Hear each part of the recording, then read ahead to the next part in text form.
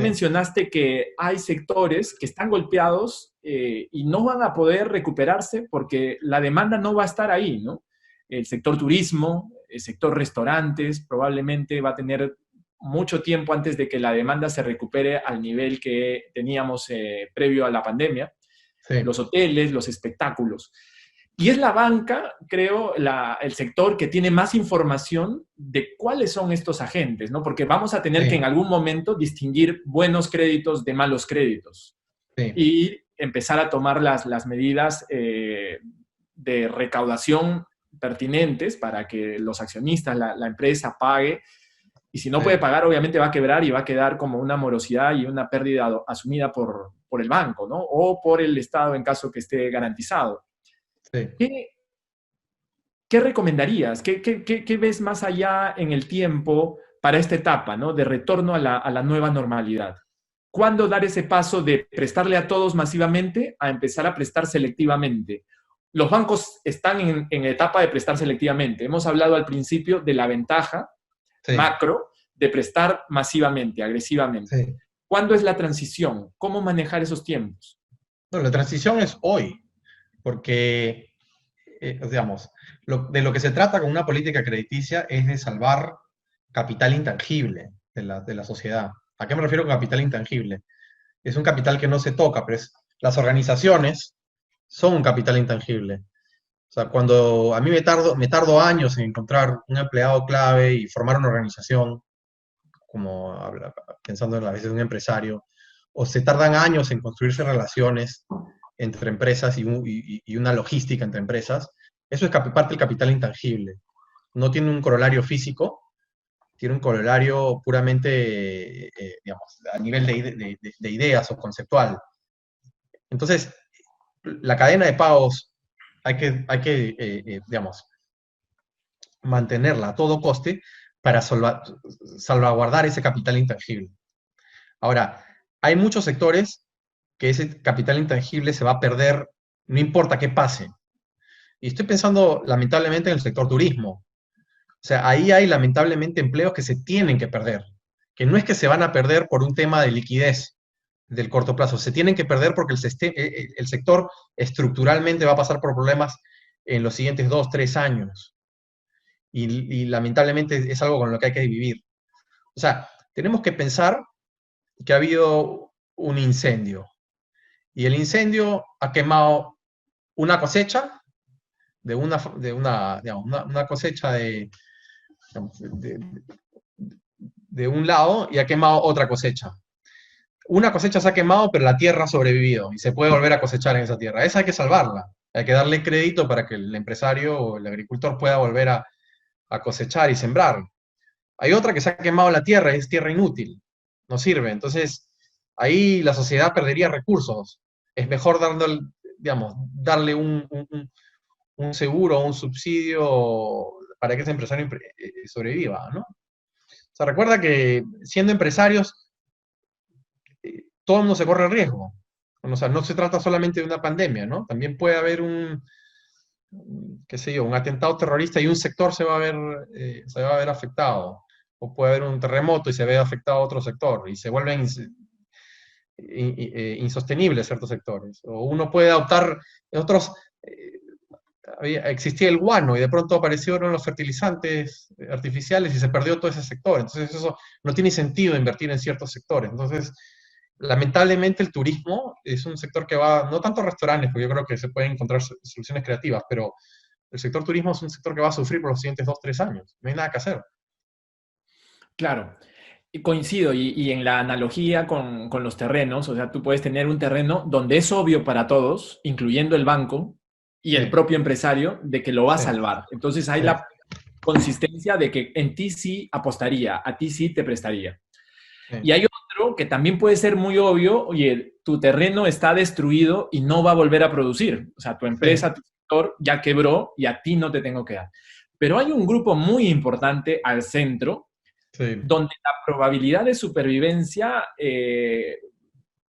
es diferente en la percepción de cada gente, ¿no? O sea, el banco sí, puede pensar tu probabilidad de supervivencia es de 20%, el dueño puede pensar es 40%. O al revés, inclusive, ¿no? O sea, el dueño Sí, está perdido y decir, yo ya tiré la toalla, y el banco pensar, pero tu negocio todavía tiene futuro. Entonces, hay un problema de aprendizaje, de información asimétrica, de sí, ensayo y error, para ir viendo cuáles van a ser esas empresas que van a sobrevivir. Coincido contigo que el objetivo debería ser salvar la mayor cantidad de empresas con capacidades intangibles, con empleos de calidad, sí. pero ahí hay una interacción y un rezago entre la actitud, obviamente, y la acción y el sacrificio que haga el propio dueño, porque puede también sacar capital fresco e invertirlo, si así lo considera, o el Sí. banco, ¿no? O el empleado también, ¿no? Si ya Los no tiene trabajadores y sentido tener los un empleado asociados, que está de ¿qué brazos deberían hacer? cruzados, ¿no? En un ¿Cómo? hotel, ¿no? No tiene sentido tener un empleado que está de brazos cruzados en un hotel. Hay que ponerlo a trabajar en otro sitio, en otro Bueno, sector. ahí, por ejemplo, faltan también las medidas de parte del Estado para flexibilizar la reducción de costos, ¿no? Flexibilidad Sí, laboral, sí, eh, sí. principalmente Bueno, eso. En el pero plano fiscal sí pensando han en el actuado. tema o sea, justamente, o sea, las preguntas que haces son muy difíciles, son preguntas que yo creo que uno podría trabajar años en esa pregunta y tratar de desarrollar métodos estadísticos para resolverlos y nunca va a llegar a una respuesta correcta. Eh, sabemos para dónde están los trade-offs, sabemos que hay, hay externalidades y sabemos que el Estado, al estar dando subsidios al crédito, entonces está tirando la balanza un poco hacia una expansión del crédito y hacerlo menos aversos al riesgo posible, ¿no? O sea, está tratando de tirar la cautela hacia el otro lado y fomentar el crédito.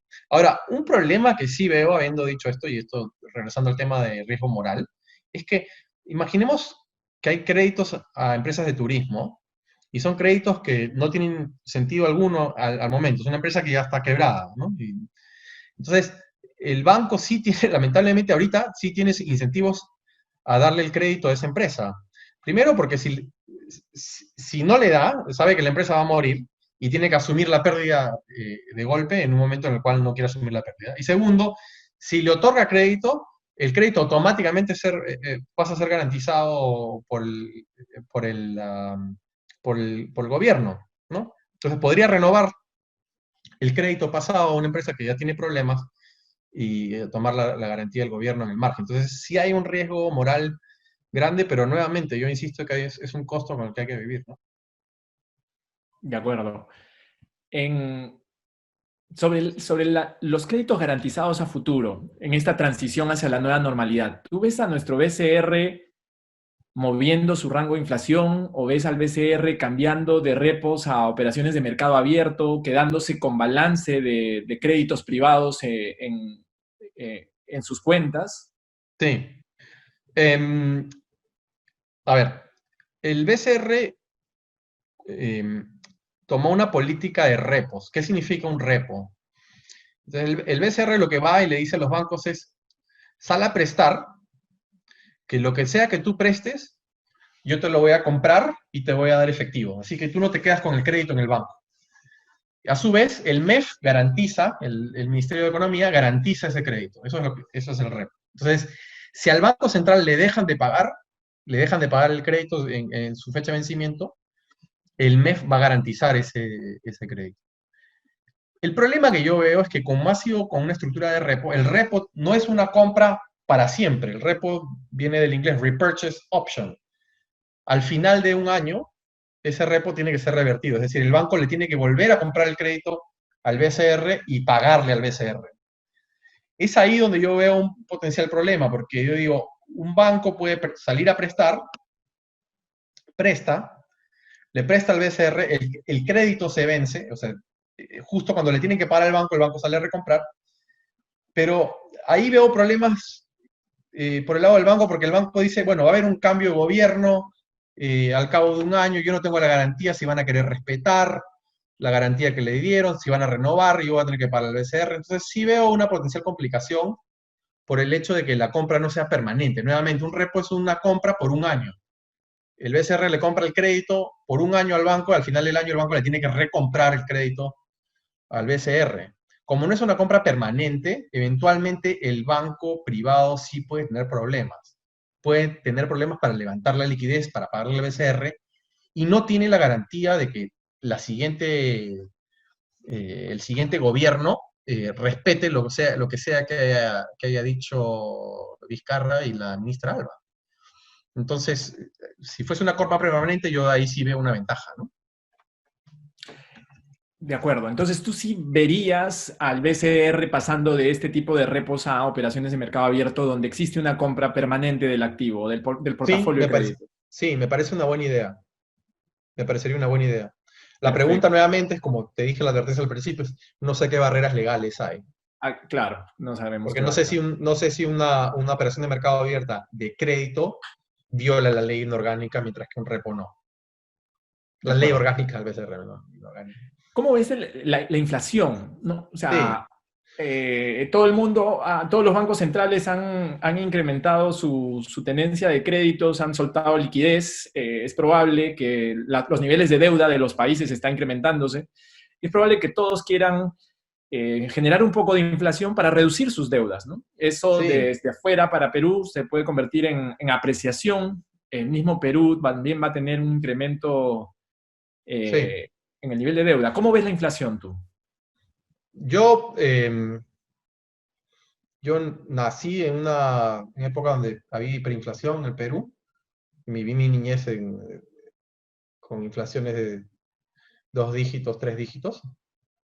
Y creo que no me voy a morir sin antes ver otro episodio de inflación globalmente, ¿no? Eso es lo que sospecho. ¿Qué puede hacer el Perú? Por más de que el BCR sea lo mejor manejado posible, yo creo que la inflación del exterior nos va a jalar. No, no importa cuál sea el mecanismo. Y es algo bueno, ¿no? En esta situación. ¿Por qué es algo bueno? Los países, digamos, desarrollados han tomado muchísima deuda para responder ante el COVID y se ha amontonado la deuda pública a nivel internacional. Entonces, ¿cuáles son las maneras de pagar esa deuda pública? Son solo tres maneras. Una es con levantando impuestos, otra es eh, usando la maquinita para pagar la deuda, y la otra es con represión financiera. Y represión financiera significa buscar mecanismos de forzar que las tasas sean bajas, como lo hace China. China las tasas son muy bajas. Sí podría pagarse con altísimo crecimiento, pero yo creo que no hay forma que el crecimiento alcance para pagarlo. O sea, algo tiene que hacer que verse ajustado. Entonces, yo creo que los países, eventualmente, los países desarrollados van a buscar mecanismos de pagar con emisión primaria, ¿no? Y hay mucha presión, ¿no? Hay toda esta corriente que se llama MMT, Modern Monetary Theory, que para mí me parece, eh, digamos, una fantasía, pero lo que ellos dicen es que se puede pagar con emisión sin causar inflación. Yo creo que se puede pagar con emisión causando inflación. Entonces yo creo que por ahí van a ir los países. O van a buscar mecanismos de mantener las tasas de los bonos de gobierno muy bajos. Habiendo dicho eso, eso va a repercutir en el Perú. O sea, eso va a generar un impacto en el Perú, ¿no? Si el resto del mundo si hay inflación en el resto del mundo, en el Perú tiene que haber inflación, simplemente porque el tipo de cambio no se puede apreciar. Si hay inflación en el resto del mundo y el tipo de cambio no se aprecia, el Perú tiene que tener inflación también. Pero es parte de un proceso natural. Si el equilibrio es que el resto del mundo tenga tasas represivas, o sea, busque la manera de hacer represión financiera tal que la deuda se pueda emitir a costo muy bajo, bueno, bien para nosotros, porque vamos a emitir deuda pública a tasas muy bajas y nos hace mucho más sostenible, ¿no? No creo que el mundo se incline por subir impuestos. Y lo digo simplemente porque hay un problema de inequidad muy grande en el mundo en este momento, ¿no? Entonces, no veo manera de encontrar mecanismos para cobrar impuestos a los ricos, porque mueven la plata muy rápido entre países. Entonces, yo creo que va a haber inflación, lamentablemente. Y en ese contexto, primero sobre el tipo de cambio, yo coincido, el tipo de cambio podría apreciarse en Perú, pero debería ser una política deseable, a pesar de que no está en los objetivos, en la función objetivo del Banco Central, evitar esa apreciación. ¿Por qué razón, en mi opinión? Porque de las pocas exportaciones que tenemos de alto valor agregado o complejidad, que son principalmente manufactura y servicios, van a mercados regionales, a los vecinos. Sí. Y ahí exportamos nuestros servicios profesionales o productos químicos o productos de metalmecánica, etcétera, ¿no? Las exportaciones a países desarrollados o al Asia son materias primas o de muy baja complejidad. Entonces, los mejores empleos que se generan están en esas exportaciones a los vecinos. Y los vecinos van a depreciar, están depreciando mucho más que nosotros. Entonces, si nosotros apreciamos, se pierde competitividad ahí y eso, en mi opinión, por eso es no deseable. Yo creo que si hay inflación en el resto del mundo, eso significa que el Perú tiene que dejar que haya un poco más de inflación, porque de no ser el caso, significa apreciación. Es Y correcto. apreciación sería muy costoso. Sería muy costoso por los efectos económicos, digamos, que no están en el mandato del Banco Central, ¿no? Pero que deberían ser de interés para el desarrollo de la economía, la recuperación de la economía y la creación de empleo en los siguientes 10 años. Sí. El tema es que entra en conflicto con el objetivo de la meta de inflación. Ahora, el Perú tiene un régimen inflation targeting con rango. Tiene inflation targeting y un tipo de cambio en teoría semiflexible, pero tiene reglas que son un poco distintas al resto del mundo, como son los encajes en dólares. Entonces eso nos permite hacer las dos cosas, ¿no? Entonces quizás jugando con los encajes se puede hacer una política mixta de llegar a la meta de inflación. Pero no veo el costo de inflar un poquito. O sea, no veo el costo de subir la meta de inflación, porque la inflación muy alta de 2 dígitos es mala, pero la inflación de 3, 4, 5%, cuando tienes que pagar deuda pública, no me parece mala, ¿no? Es un impuesto como otros, y es un impuesto redistributivo. Es un terrible impuesto cuando es el único impuesto, como era con la hiperinflación. Pero cuando estamos hablando de inflaciones de 4, 5, 6%, o sea, algún impuesto tiene que subir, ya sea la inflación o los impuestos a futuro. En mi opinión, el BCR se apresuró en bajar el rango meta hace bastantes años y ahora debería pensar en revisarlo, ¿no? O sea, tener un rango meta superior. Sí, pero es un proceso paulatino y no veo ningún problema a corto plazo.